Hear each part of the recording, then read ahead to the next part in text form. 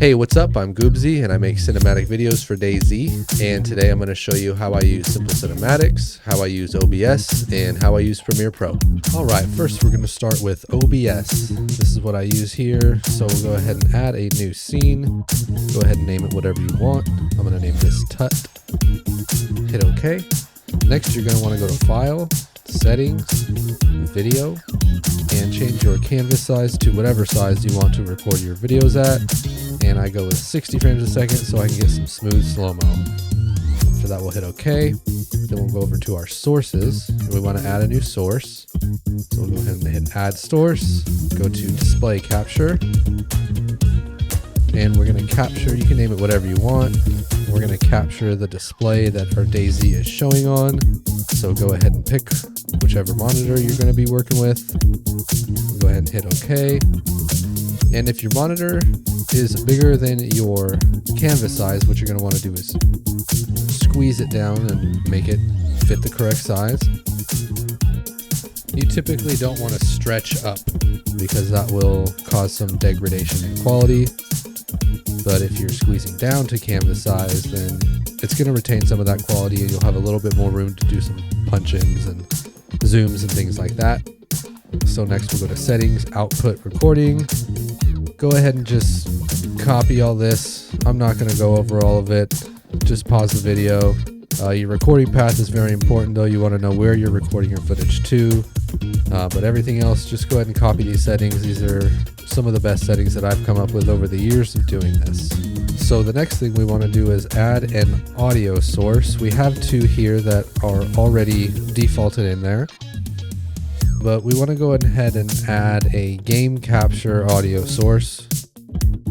So we'll be able to pick out only the audio that comes out of DayZ, not all the audio that comes out of our desktop, in case you're in a Discord call or you get some notifications. So you'll add application audio capture, and then you'll have to have DayZ open in order to select it, which in this case I don't, but go ahead and do it like that. So now you'll notice you'll have three audio sources. With these three audio sources, you're going to have to go back up to Settings, Output, Recording, and then make sure all three audio tracks are selected, 1, 2, and 3. That way when you record them and you bring them into Premiere, you'll have three separate audio tracks to choose from. Alright, full disclaimer on this next part. I know nothing about modding or fucking mods or adding shit into servers or coding or anything like that.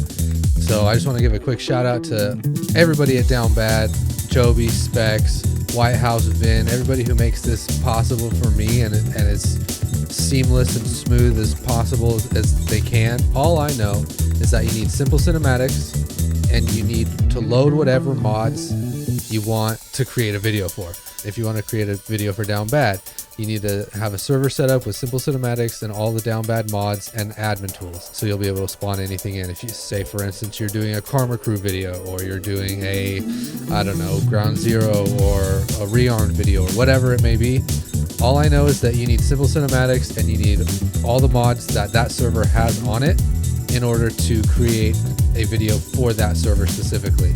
If you're just doing some random cinematics, you don't need to load any mods except Simple Cinematics. Maybe admin tools if you want, but other than that, I know nothing. The guys at Down Bad do everything for me, which I freaking love them for and I appreciate them for. Shout out to those guys. So let's get into how to actually use Simple Cinematics in DayZ. Okay, so we're in DayZ. We have all of our tools and mods loaded. What next? Let's do some housekeeping with shortcuts. We want to go Controls, Configure Keybinds, VPP Admin Tools, turn Player Skeleton ESP off because that will clash with our camera HUD toggle. So that's kind of the only thing aside from making sure that all of our graphics are as high as our GPU will allow and turning all of our HUD stuff off. So we don't want to see any of this. All right, now we are in a town. Let's go ahead and turn our admin tools on. Let's go invisible in case any zombies want to try and see us. And now we will open our camera tools by hitting Insert. And here we have all of our camera stuff. We have a lot to work with. We have camera speed, movement smoothing, mouse smoothing, FOV, depth of field blur, depth of field distance, view distance, object view distance. We can even mess with the fog, the snow, the rain. If there is snow on the server, we can mess with the rain, wind speed and direction, dynamic fog. We can mess with the time of day. There's a lot of things we can mess with. For this tutorial, the general thing that we're going to pay attention to is our camera speed. Keeping it anywhere from 1 to 10 is a good speed to keep those slow, smooth cinematic moves. We want to make our movement smoothing. We want to keep that anywhere up from 0.95 to 0.99. Same with our mouse smoothing.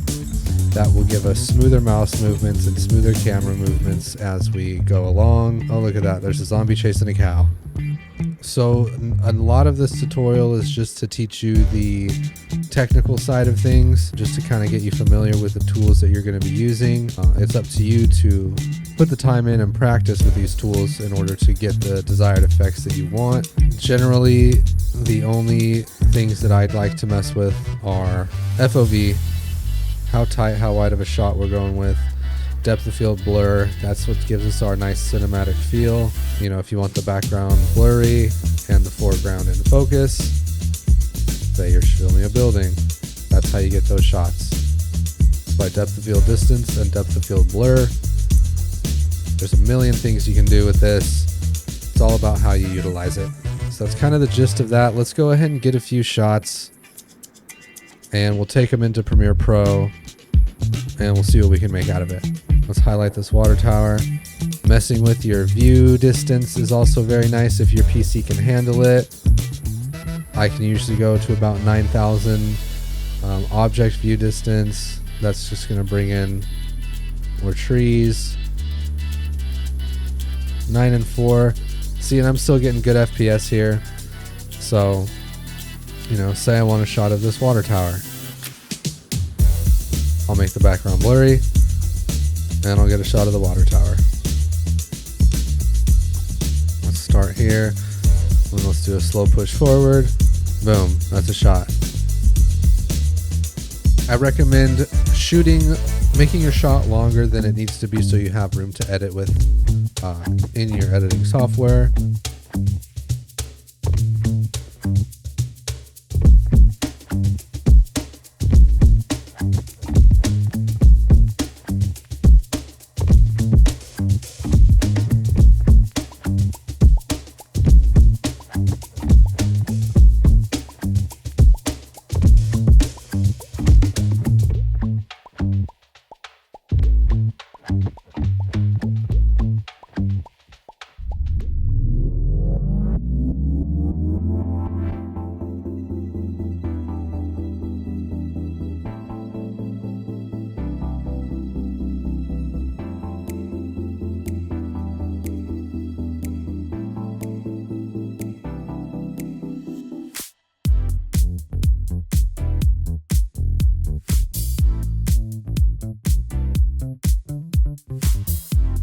All right, let's get into Premiere Pro here. This is the editing software of choice that I prefer. We'll go ahead and create a new project. We'll call it Tut again. Go over here to edit. We're going to import our media. Good thing we labeled where we were going to be recording our tutorial and all of our footage. We'll go ahead and select a new sequence. I prefer to do everything in 1080 just because you don't need to do it any higher quality. So we'll go 1080 at 24 frames a second because 24 frames equals cinema, as everybody knows. Basically from here, I'm just gonna go ahead and drag through and find my clips. So that looks like a shot. So I'll go ahead, let me get rid of this, just the audio, we don't need it for the purpose of this. So that looks like a shot. So I'll cut there and I'll cut there. That's one clip. This isn't really a Premiere Pro tutorial. This is just kind of my workflow. So I'm finding the shot that I like. I remember it being something like this. So we'll go ahead and cut there. We'll cut there. Get rid of that.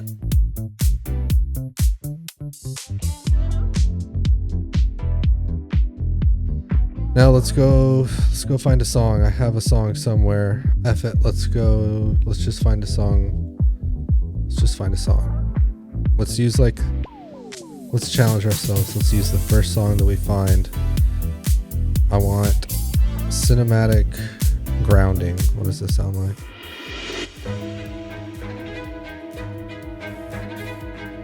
Screw it. Let's just do it for the sake of the video. And we'll make a little video. I'm probably going to fast forward through all this and then you'll get to see the final product.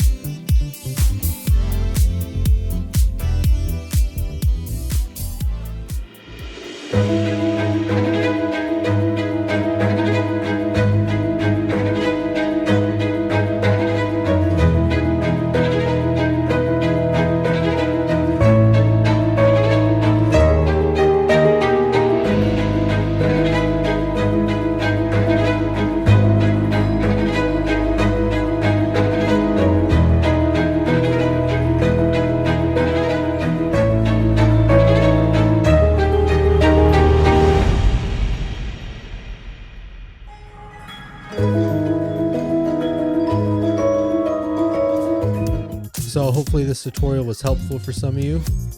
I hope you enjoyed. Thanks.